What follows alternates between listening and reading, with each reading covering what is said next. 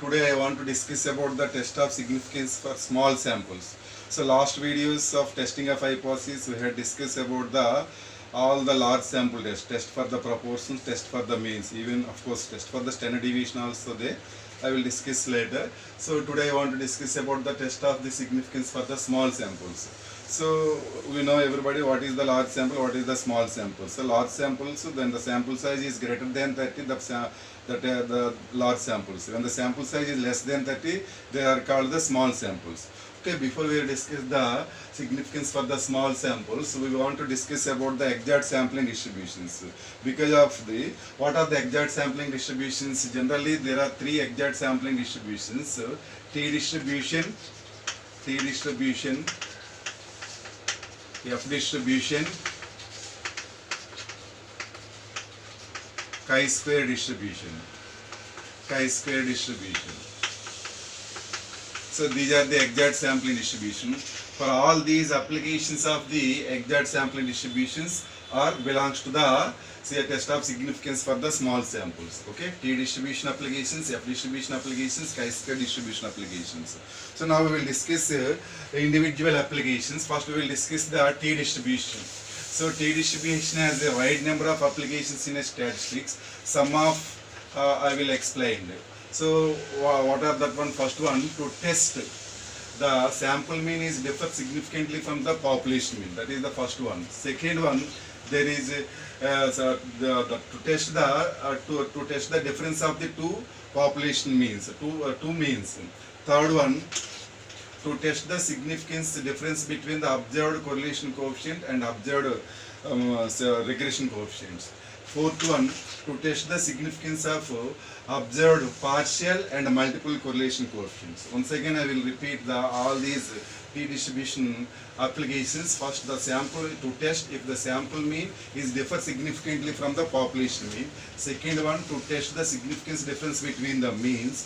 Third one, to test the observed sample correlation coefficient, observed sample regression coefficients, to test the observed partial and multiple correlation coefficients. So these are the applications of the T distributions. Of course, more number of applications are there. Just I was read out only these four applications. We will discuss individual applications. T test for significance of the small samples. So first application. What is the first application? T test for the single mean. What are the T test for the single mean? What are the requirement? If you want to test if the sample values are drawn from the normal population with specified mean mu. And second condition, if you want to test the sample mean is differ significantly from the population means. So these are the conditions are required T test for the single mean. So suppose you want to test the samples are drawn from the normal population with specified mean mu, and the sample mean is differ significantly from the population mean. So these are the conditions are required for T test for single mean. So T test for single under the null hypothesis. What is the first condition? The samples are drawn from the normal population with the specified mean mu, and second condition, the sample mean is not significant difference between the population mean. So these are the two conditions of under the null hypothesis. Under this null hypothesis, what is the test statistic? T is equals to x bar minus mu by s by root n follows T distribution with n minus 1 degrees of freedom. So earlier we discussed the test for the single means for the large sample, that case z equal to x bar minus mu by sigma by root n. So in that case sigma, so T test is used for the sigma is the unknown value, replace of sigma by, we are using the sample standard deviation, sample variance. So here I was using the capital S. So there are two formulas are there. Another formula also we can use. What is that one? X bar minus mu by small s by root n minus 1. So if you are applying this one or this one, no problem. So here S is the sample standard deviation, and also a small s is also sample standard deviation. Why we are applying these conditions means I think everybody know. So this is the capital S square formula. What is the capital S square formula?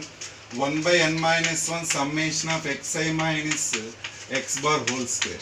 small s square is equals to 1 by n summation of xi minus x bar whole square. So this conditions capital S square was satisfied the unbiased property. Expectation of small s square equal to sigma square. Expectation of capital S square equal to sigma square. But expectation of small s square not equal to sigma square. So because of that condition, we are using the s values are two cases. Here capital S and small s. If you are applying the capital S, this is capital S by root n. And if you are applying the small s, this is small s by root n. This is the relation between these two. What is the relation between these two? What are this implication? Just you can consider this notation. So n minus 1 capital S square is equals to summation of xi minus x bar whole square. What is summation of xi minus x bar from this notation? Small n capital S square. So this is equal to small n small n small s square. So capital S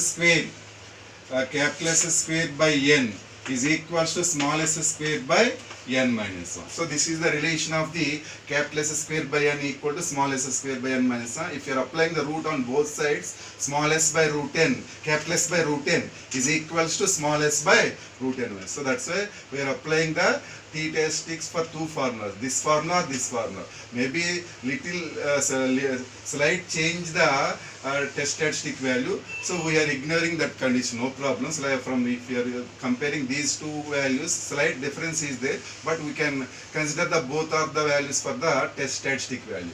So this t statistic follows t distribution with n minus 1 degree of freedom. This is very important. So what is the degree of freedom? I will explain. So in this formula, another one's also formula is there. What is the another formula? Sample mean. What is the sample mean? X bar equal to 1 by n summation of xi. Okay. So what is the degree of freedom? Here I will explain the degree of freedom definition. So what is the degree of freedom? Number of independent constraints are used to calculate the test statistics. In this problem, how many number of independent constraints are used? Only x bar equal to 1 by n summation of xi is one independent constraint. So one independent constraint used. So this is not an independent constraint. Capital S square, small s square are the dependent constraints. Because if you know small x bar value, then we can calculate capital S square and small s square. So these are the dependent constraints. This is only independent constraints. So number of independent constraints are used to calculate the test statistic formula. So one constraint was used to calculate the test statistic formula. One independent constraint was used to calculate the test statistic formula. That's why one degree, one size will be lost. One size will be lost. Then that is called the degree of freedom. So n minus 1 degree of freedom. Okay. So this is the test statistic formula, and then we can apply the regular procedure. We know the null hypothesis. What is the null hypothesis? H naught mu equal to mu naught. Alternative hypothesis, we know that mu not equal to mu naught or mu greater than mu naught, mu less than mu naught, and mu less than mu naught. So these are the any three alternatives. One alternative was applied for a particular problems. Okay, then choose the level of significance. In this problem, so you are using the level of significance and corresponding degree of freedom. We will collect the table value from the t tables. Okay, t tables. So there, that is the table value. The table value is denoted by t alpha. T alpha is the t table value. T table value. Then comparing this table value to this calculated value, then if the calculated value less than table value, null hypothesis is accepted, otherwise rejected. If calculated value greater than table value, then null hypothesis is rejected, otherwise accepted. So this is the procedure for t-test for single mean. So I think I want to discuss one problem, maybe everybody will be understanding clearly. Okay, I will explain one problem, just I will read one problem. So the heights of 10 males of a given locality are found to be, so these are the heights 70, 67, 62, 68, 61, 68, 70, 64, 64, 66 inches respectively. Is it reasonable to believe that the average height is greater than 64 inches at 5% level? So that is the question. There are 10 males heights for some locality was given. So the claim was asking, is it reasonable to believe the average height is greater than 64 inches? That is the overall population mean height, average height. So whether it is we are accepted or rejected, we will decide that one. Okay. In this problem, what is the null hypothesis? Null hypothesis H naught mu is equals to 64 inches. Yeah, is it reasonable to believe that the average height is greater than 64 inches? So this is the 64 inches mu value. And alternate hypothesis H1, clearly it was asking the claim was asking is it be reasonable to believe the average height is greater than 64. So average height is greater than 64 means mu greater than 64. So this is right tile test. Right tile test. Okay. So then we will calculate the test statistics. Before we can calculate the test statistics, what are the requirement we will calculate? What are the requirement? We want the sample mean and sample standard deviations. So we can calculate the sample mean and sample standard deviation from this data. We know the data. Let we denote the data by xi. Xi values are given 70, 67, 62, 68, 61, 68. 70, 64, 64, 66. Okay, then we can calculate first we can calculate the x bar. X bar, what is the total of this one? Equal to 660. X bar equal to 1 by n summation of xi is equals to 660 by 10 equal to 66. Then to calculate the xi minus x bar whole square directly. Okay, what is xi minus x bar? 70, that is equals to 16, 1, 62 minus 66 whole square means 16, this is 4 and this is 25, 4 and this 70 minus 16 and 64 4, 4, 0, and the total of this column may be total, it is equals to 90. Okay, so 20, 20, 40, yeah, total it is the 90. So now 90. Therefore, capital S square, I want to use capital S square. Okay, you can use both, either capital S square or small s square, no problem. But I was using capital S square. Capital S square equal to 1 by n minus 1 summation of xi minus x bar whole square. That is equals to 90 by n minus 1, 10 minus 1. Equal to 90 by 9 is equals to 10. So this is the capital S square value.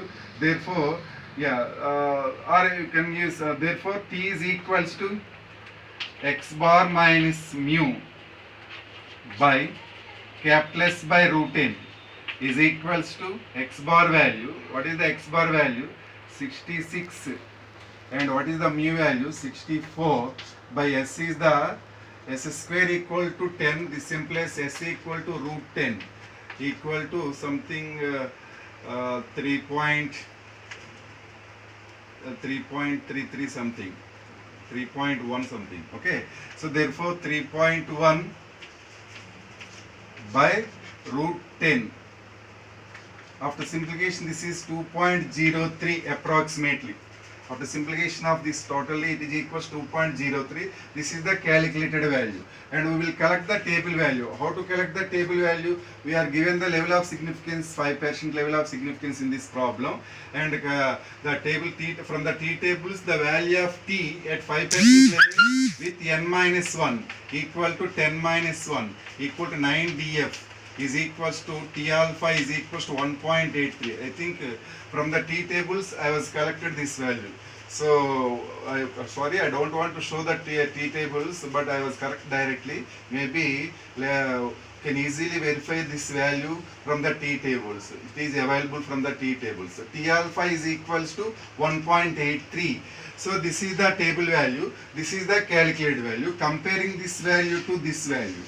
Okay, so calculated value greater than table value. So 2.03 greater than 1.83. So therefore H0 is rejected. H0 is rejected means this will be rejected. So this is accepted. What is the H1 is accepted? The average height is greater than 64 inches. Yes, we are believe that the average height of the some locality is greater than 64 inches. We can believe that condition for this problem. Okay, so this is one problem I was explained clearly. Different problems also there. Okay, next class we will discuss the test of significance for the difference of means of small samples. Okay, thank you.